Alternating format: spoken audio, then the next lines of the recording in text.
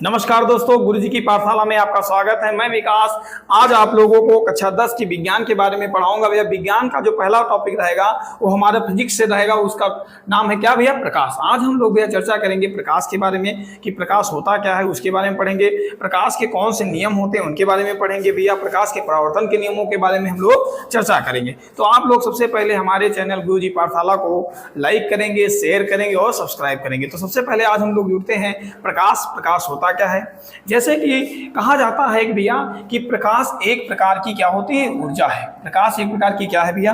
प्रकाश एक प्रकार की ऊर्जा है। जब ऊर्जा किसी वस्तु पर पड़ती है तो वह वस्तु हमें दिखाई पड़ती है। मान लीजिए प्रकाश एक प्रकार की क्या होती है भैया? ऊर्जा होती है। क्या होती है भैया? ऊर्जा। जब तक प्रकाश किसी वस्तु पर नहीं पड़ेगा, जब तक प्रकाश किसी वस्तु पर नहीं पड़ेगा वह वस्तु हमें दिखाई नहीं पड़ेगी। जैसे मान लीजिए मैं ये टॉर्च उठा रहा हूँ, टॉर्च से इस कैमरे की तरफ मैं मार रहा हूँ, फोकस कर रहा हूँ और फोकस करने के बाद ये वस्तु जो भी प्रतिबिंब बनना होगा वो आपको दिखाई पड़ रहा होगा। जैसे मान लीजिए कि मैं आपको एक लाइट ऑफ करके दिखा रहा हूं कि जैसे लाइट को मैं ऑफ करता हूं मैं दिखना बंद हो जाता हूं। क्या हो जाता हूं भैया? मैं दिखना बंद हो जाता हूं। जैसे मैं लाइट को ऑन करता हूं तो मैं दिखाई पड़ना शुरू हो जाता हूं। ये क्या है? प्रकाश है। क्या है भैया? प्रकाश है। तो आप लोग समझ चुके होंगे कि प्रकाश क्या है भैया। प्रकाश एक प्रकार की ऊर्जा है। जब ऊर्जा किसी वस्तु पर पड़ती है तो वह वस्तु हमें दिखाई पड़ती है। आज तक भैया प्रकाश को देखा नहीं जा सका है, लेकिन जब प्रकाश हमारी आंखों पर पड़ता है या प्रकाश की ऊर्जा जो होती है हमारी आंखों पे पड़ती है, आंखों के पड़ने के बाद वो हमें दिखाई पड़ता है। तो यही है, तो वह वस्तु हमें दिखाई पड़ती है अथवा हमें वस्तु को देखने में सहायता प्रदान करती है। और प्रकाश का सबसे बड़ा जो स्रोत माना गया है भैया, प्रकाश का सबसे बड़ा स्रोत किसे माना गया है भैया? प्रकाश का सबसे बड़ा स्रोत किसे माना गया है? सूर्य को माना गया है। देखिए भैया, सूर्य को प्रकाश का क्या माना गया है? सबसे बड़ा स्रोत माना गया है। जब सुबह सूर्य उदय होता है, जब सूर्य की किरणें निकलती हैं तो क्या चीज होते हैं कि चीजें हमको दिखाई देना शुरू हो जाती हैं। और जब सूर्य छिप जाता है तो हमें चीजें दिखना बंद हो जाती हैं। तो होता क्या है कि प्रकाश एक प्रकार की क्या है भैया? प्रकाश एक प्रकार की ऊर्जा है। तो हम आशा करते हैं कि प्रकाश आपको समझ में आया होगा कि प्रकाश क्या है। तो प्रकाश एक प्रकार की ऊर्जा है जो हमें किसी वस्तु को देखने में मदद करती है। ठीक है भैया। दूसरा पॉइंट हमारा क्या है? हम लोग चर्चा करेंगे प्रकाश के गुण के बारे में। प्रकाश है क्या? प्रकाश के गुणों के बारे में हम चर्चा करेंगे। प्रकाश भैया सीधी रेखा में चलता है। कहां चलता है? प्रकाश जो है वो भैया सीधी रेखा में चलता है। किस तरह चलता है भैया? प्रकाश जो है भैया वो सीधी रेखा में गमन करता है। किस रेखा में से गमन करता है? प्रकाश हमेशा भैया सीधी रेखा में गमन करता है। दूसरा पॉइंट भैया लिखा है प्रकाश सीधी रेखा में गमन करता है। दूसरा पॉइंट भैया क्या है हमारा? दूसरा पॉइंट है प्रकाश निर्वात में भी चल सकती है। निर्वात का मतलब वह स्थान जहां पर हवा भी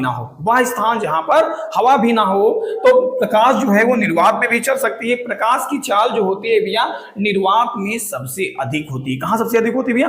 निर्वात में सबसे अधिक होती है। जब हवा ही नहीं होगी तो वहां पर प्रकाश की चाल तो वैसे भी ज्यादा होगी या अधिक होगी। तो प्रकाश की चाल कितनी होती है निर्वात में? तो ये क्वेश्चन पूछा जाता है।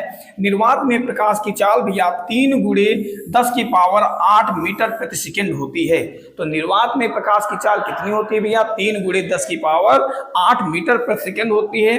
नोट एक पॉइंट ये भी याद रखिएगा कि प्रकाश की चाल की खोज किसने की थी? तो प्रकाश की चाल की खोज भैया रोमर ने की थी। कौन से वैज्ञानिक ने की थी भैया? तो रोमर नामक वैज्ञानिक ने इसकी खोज की थी। इंपॉर्टेंट पॉइंट है, इसको याद रखेंगे कि कौन से वैज्ञानिक ने प्रकाश की चाल की खोज की थी। तो प्रकाश की चाल की खोज भैया रोमर ने की थी।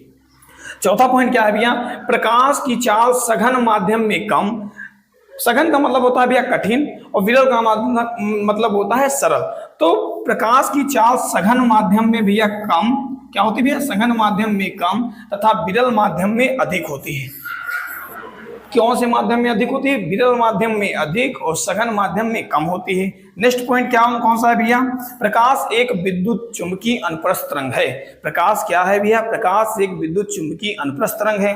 अनुप्रस्थ तरंग एक ऐसी होती है, एक छोटा सा उदाहरण मैं बताना चाहता हूं। आप एक कंकड़ उठाइए, कंकड़ को आप लोग तालाब में फेंकिए। तालाब में फेंकने के बाद अब लोग देखते हैं कि तरंगे बनना शुरू हो जाती हैं। उन तरंगों को क्या कहा जाता है भैया? उन तरंगों को अनुप्रस्थ तरंगे कहते हैं। आशा करता हूं जो मैं पढ़ा रहा हूं आपको समझ में आ रहा होगा भैया। प्रकाश एक सीधी रेखा में चलता है भैया। प्रकाश की चाल जो होती है निर्वात में सबसे अधिक होती है। कितनी होती है? 3×10⁸ मीटर प्रति सेकंड होती है। प्रकाश की चाल की खोज किसने की थी भैया? तो प्रकाश की चाल की खोज रोमन ने की थी भैया। प्रकाश की चाल सघन माध्यम में कम, विरल माध्यम में अधिक होती है भैया। प्रकाश एक विद्युत चुंबकीय अनुप्रस्थ तरंग होती है। तो इन पॉइंटों को याद रखेंगे, इनके गुणों के बारे में आप लोग जाने रहेंगे। दूसरा पॉइंट हमारा आता है भैया, हम लोग चर्चा करते हैं प्रकाश का परावर्तन। ये भी टॉपिक जो है महत्वपूर्ण है। यहाँ से भी उत्तर प्रदेश बोर्ड में हमेशा क्वेश्चन पूछा गया है, तो इसको भी जाने रहेंगे कि प्रकाश का परावर्तन कौन सा होता है। आप लोग शायद पढ़ भी चुके होंगे कक्षा 10 के बच्चे प्रकाश का परावर्तन, उसके बारे में हम लोग चर्चा करते हैं।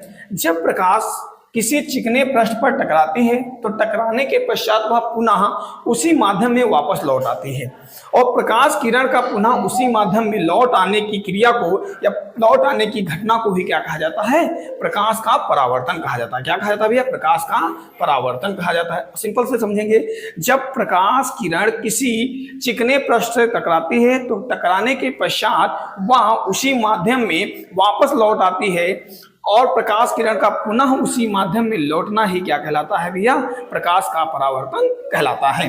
प्रकाश का परावर्तन कितने तरीके से होता है? तो भैया प्रकाश का परावर्तन जो होता है वो 2 तरीकों से होता है। पहला समतल दर्पण से, दूसरा गोलीय दर्पण में। तो हम लोग चर्चा करेंगे भैया समतल दर्पण के बारे में। आज जो हमारा टॉपिक रहेगा प्रकाश का परावर्तन समतल दर्पण में।